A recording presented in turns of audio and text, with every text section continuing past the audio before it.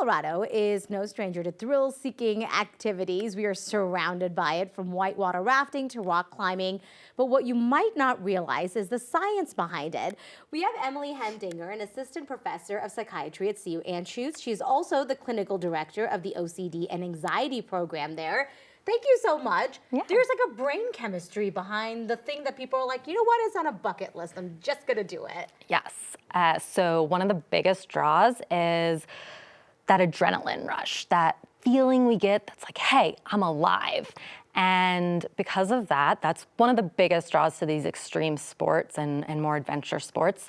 But just like with any physical activity, there's also that serotonin and dopamine surge that we get. And we can, really almost get addicted to that, or really keep like seeking it out. And that's why some people have to keep upping the ante when they do some of these sports. You were saying this actually comes up in your practice a lot. Yes.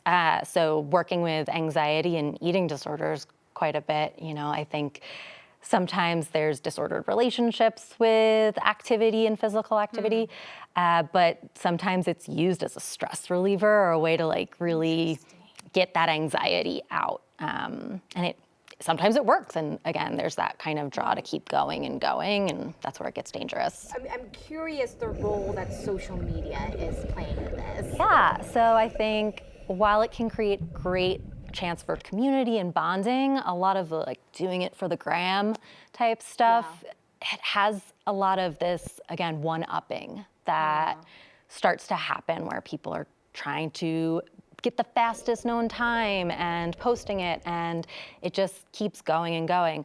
On top of that, there's a lot of posting, like someone will post their GoPro video on the knife's edge on Capitol Peak. People will see that, be like, I want to do that, that looks really cool.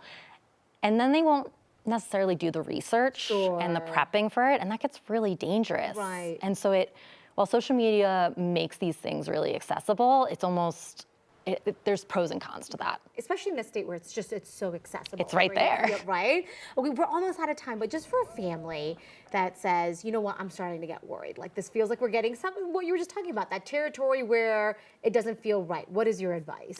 I think it's important for them to voice their concerns. That's definitely validate that so much. And I think they need to talk to their family member with an openness and curiosity, because this is something that this person really enjoys doing, and trying to like attack them or just take it away. Yeah, is gonna either make them feel isolated or ashamed, or they'll just dig their heels in more and do it anyway, right? Yeah. Awesome. Well, thank you so much for coming in and giving us a little bit of insight into the science. We appreciate it. Yeah.